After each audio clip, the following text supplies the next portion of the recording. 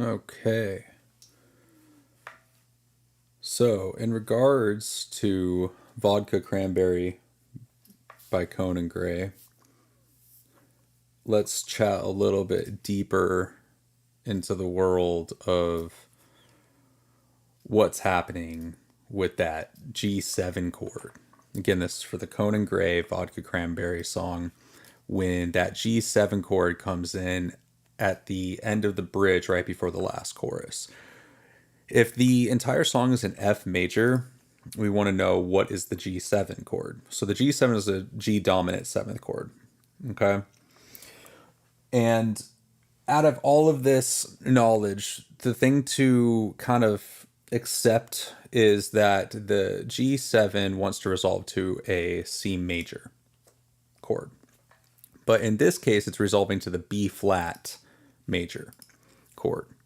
So I have it right down here. What is the chord G7 wants to resolve to? C, but then why the producer or whatever. First, check the key again, resolve to, but instead you're resolving to the B flat. This is called the deceptive backdoor type resolution. The real function of G7, G dominant 7 to B flat major, think of it this way. The G7 contains the tritone BF. Now look at the B flat major, B flat DF. The notes F is shared, the note B resolves up to B flat. So the tension still resolves smoothly, just not as the expected chord. So what's actually happening here instead of a natural resolve back down to the root, it's a deceptive resolution of a secondary dominant written as V7/2 to the 4. I don't really fully grasp that, but whatever. Why it sounds so good, that's the important part. It creates a surprise lift instead of a strong resolution. So that is a huge part of what I wanted to talk about with this song. It creates the surprising lift instead of a strong resolution. Compare the feeling expected G7 to the C to the F builds tension release then home. Your progression that I'm talking about is the G7 to the B flat builds tension emotional lift, and it's more of a cinematic move. This move is super common in pop, gospel, EDM, melodic bass, and movie scores. It gives an uplifting emotional jump feeling. So voice leading, the magic's happening from G7 to B flat. Remember, G goes to the F, the B goes to B flat down a half step, the D stays as a common tone to the D, and the F is a common tone to the F. So the notes stay the same, equal smooth resolution, right? And you're really just going down a little bit with the G to the F, and then down another half step from B to B flat.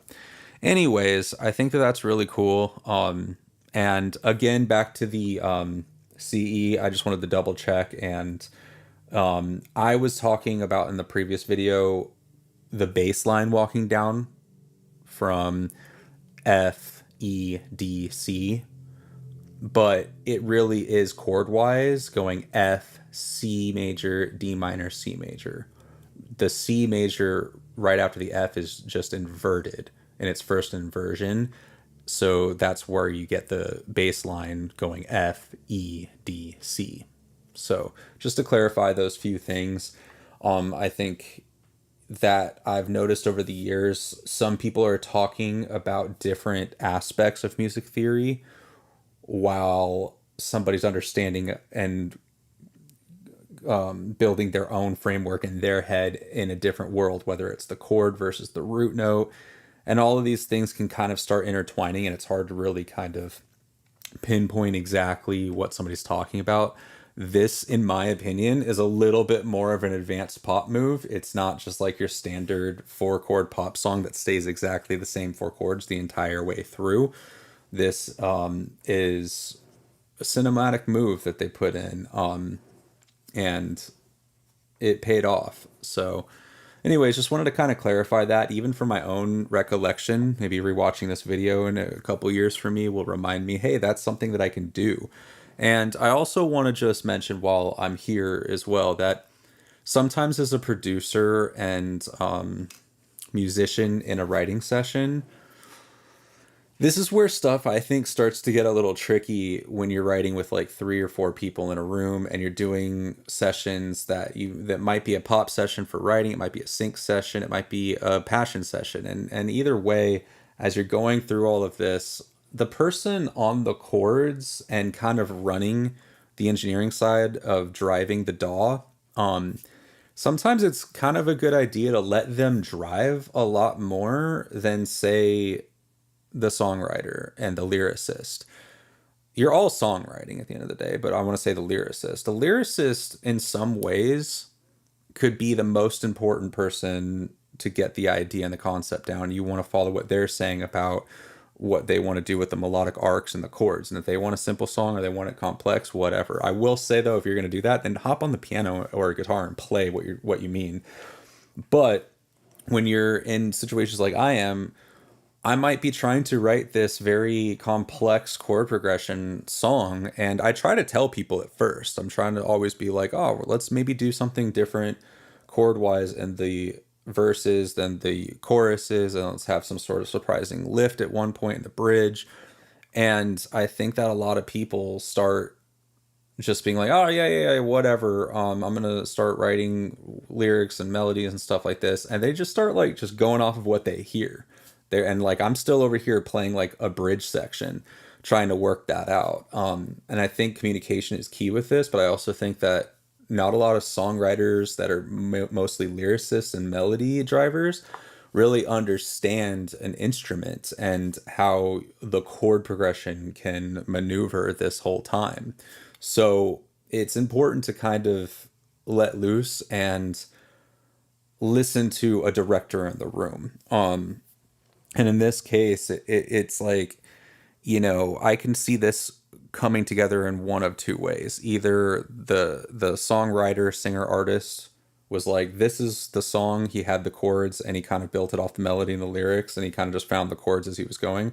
Or it was possibly, I think Dan Nigro works on his stuff. I could be wrong with the song, but like Dan could have been like, oh, I have this like idea for this chord progression, and it goes like this, and it goes to this for the chorus.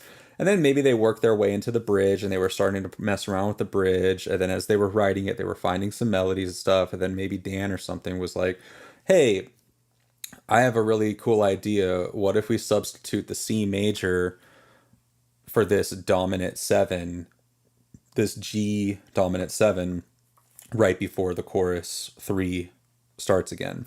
And I don't know if he went into all of the extreme music theory of why that worked and, thought in his head, well, that usually resolves to C, but we're going to take it to B flat because we're going to look for the cinematic tension move and release. But either way, I'm pretty sure whoever did this learned all of this at one point and studied it to a certain degree to understand that these options could be mathematically portrayed. Because at the end of the day, these days I don't see too many people just popping off on a piano and a vocal, or a guitar and a vocal, writing a whole ass song and showing up to the studio with it. That's absolutely incredible. It's like a 60s, 70s, 80s, maybe even 90s thing. And these days it's just like the production gets in the way of learning instruments and stuff and all the marketing. But that said, I think it's important to talk about this. And I guess what I really want to drive home is that if you're going to write a song with a lot of chord changes and stuff, you might need a session that's a little longer than a 4-hour pop session. So, coming in at 12 noon and saying, oh, I'm going to go and I got to beat traffic, I got to have a dinner tonight at 4 p.m. is a stupid move, in all honesty, when you're trying to write a great piece of music that has movement. It could be really, really cool, and you can get a part of it done, and you could even get a whole song done, and it might be something this complex and cool, or it might be something a little more simple. But I will say, at the end of the day, like, remember that the producer in the room is there for a reason, and if he's suggesting certain chord changes and stuff, either ride with it or be very vocal and be like, I do not want to do that. I want to stick to a 4-chord song, or I want different movement and this, that, and the other. But I don't see a lot of videos talking about this depth of songwriting and the music theory to back some of these moves up, and even the podcasts and stuff. Like, I hear certain podcasts that'll be like, "Oh yeah, that one part at the bridge when it lifts is so amazing, and his voice is so great, and when he hits the high note." But it's like, well, why? You know, why? And a lot of people can honestly hit that high note. It's the correlation between never hearing that G dominant 7 prior for the past 2 minutes and 30 seconds with that high D that really makes it explode and feel transcendent. So, yeah, that's all.